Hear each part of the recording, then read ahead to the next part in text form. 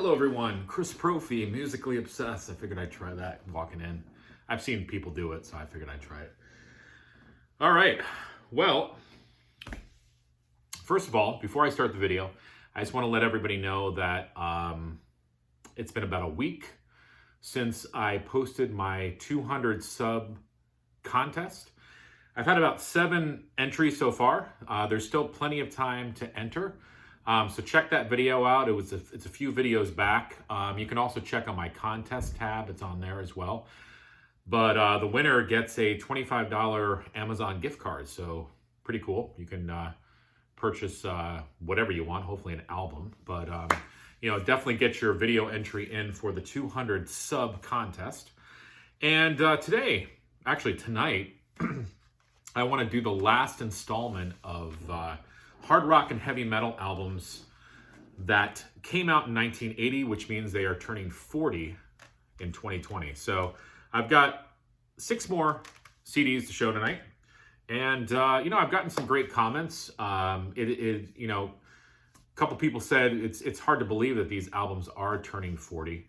And it seemed like 1980 was the magical year for hard rock and heavy metal. It seems like it all came together in that year. And then, of course, we know after that, it worldwide domination. And then by 1991, 1992, it had tanked. So those are the 80 was the magic year. And then, from there, we had so many great albums. But I'm just focusing on that 1980 year. So the first one, this is one of my favorite albums, Kiss, Unmasked. I know for a lot of Kiss fans that this is not a favorite of theirs. I think it's great. Is it poppy? Yes. Is it very produced and polished? Yes. Did Kiss sort of lose their edge? Yes. But it's still a good album. I love Is That You? Shandy is great. Shandy was a huge hit for them, overseas actually. Talk to Me, great song by Ace. Naked City, What Makes the World Go Round, Tomorrow, I really like that song. Two Sides of the Coin, another good song by Ace. Ace was really coming into his own in these later albums. She's So European, kind of quirky, but I like it. Easy As It Seems, Torpedo Girl, cheesy, but a good Ace song. And You're All That I Want. So I really like it. I think unfortunately by this time, 1980, you had Kiss meets the Phantom of the Park, and they did the whole disco with Dynasty, although I really liked the album Dynasty. Times were changing. The album title Unmasked, I think it just rubbed a lot of people the wrong way. I think it's aged well though. I really like this album. It's definitely a top 3 album for me. So Kiss Unmasked. Next, a little band called Whitesnake. This was their album Ready and Willing.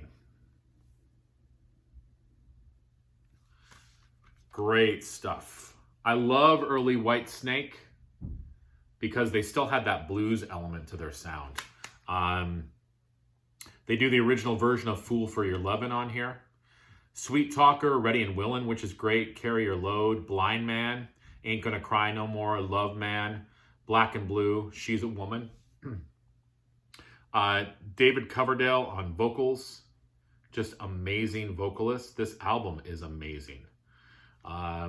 This was before they hit it huge in the mid 80s, but they were still a pretty big band around this time and making some kick-ass albums.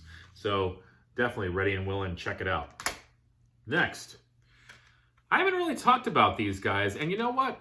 I'm not a huge Van Halen fan, but this is their 1980 album, Women and Children First. And on here you've got In the Cradle Will Rock, Everybody Wants Some, Fools, Romeo Delight, Tora Tora, Loss of Control, Take Your Whiskey Home, Could This Be Magic, and In a Simple Rhyme.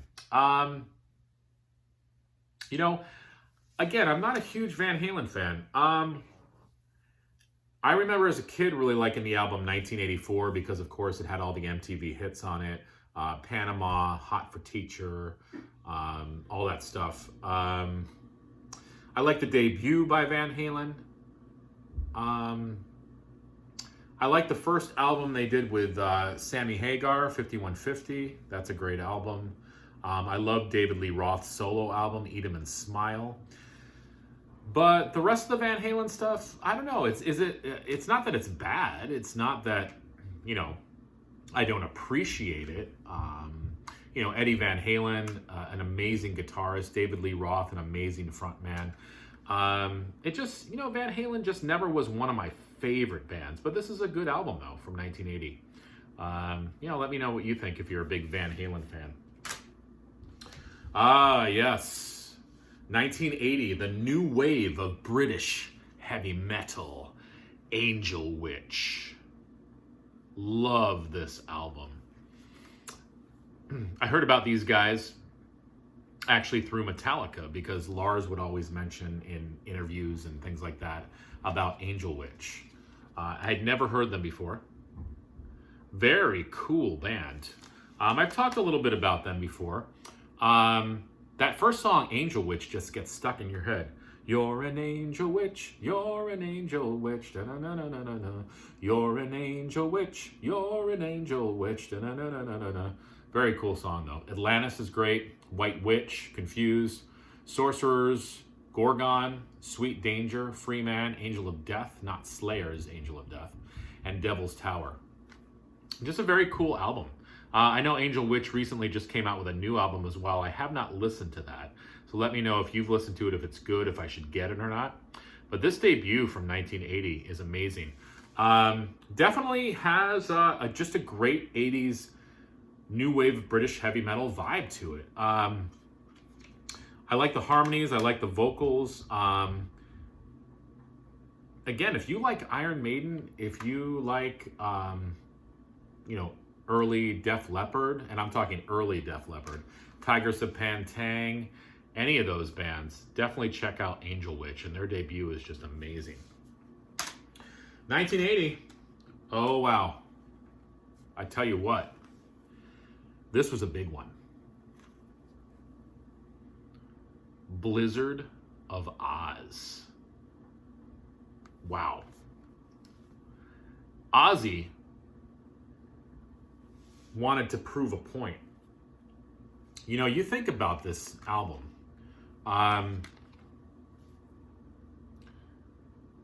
He had left Black Sabbath.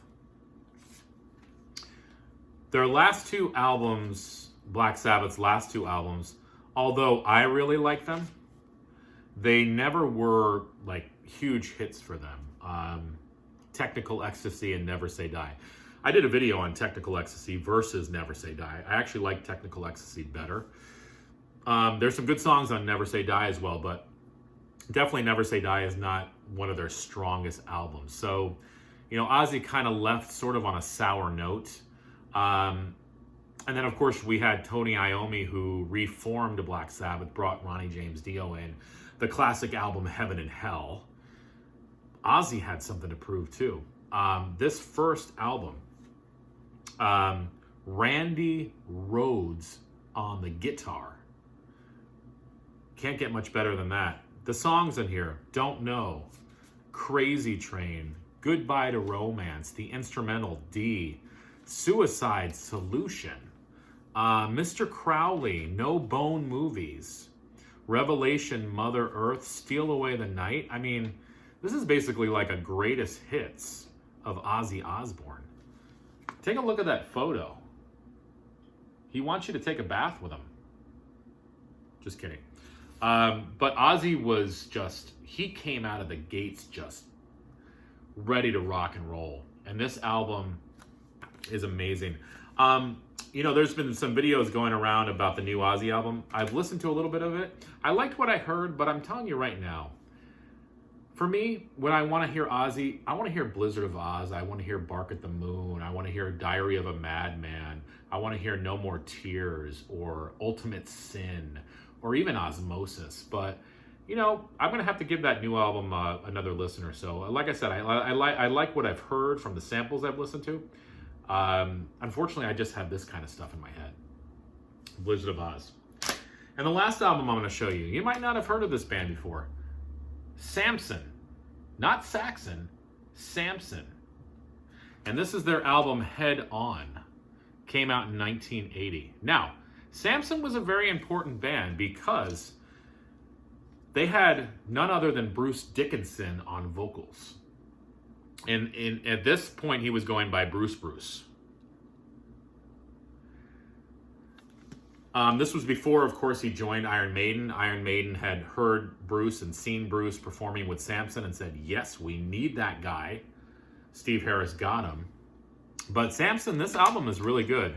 Hard Times, Take It Like a Man, Vice Versa, which I really like. Man Watcher, Too Close to Rock, Thunderburst, Hammerhead, Hunted, Take Me to Your Leader, and Walking Out on You. Is it as good as Maiden? No. It's sort of like second tier new wave of British heavy metal, but it's still good. And Bruce is in just tip-top vocal shape. I mean, he had just come on the scene and he had something to prove too. And of course, he would go to bigger and better things with Iron Maiden, but this is where it all started, Samson. So, this is my last in the series, part 4 of hard rock and heavy metal albums turning 40. Hopefully you guys have liked this. Again, if you have not entered my 200 sub contest, still plenty of time. It ends in March, I believe March 18th, I want to say. 5 great questions, so check out that video. It's a few videos back. Like I said, winners get an Amazon $25 gift card.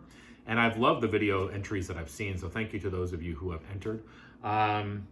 Enjoy your evening and listen to music.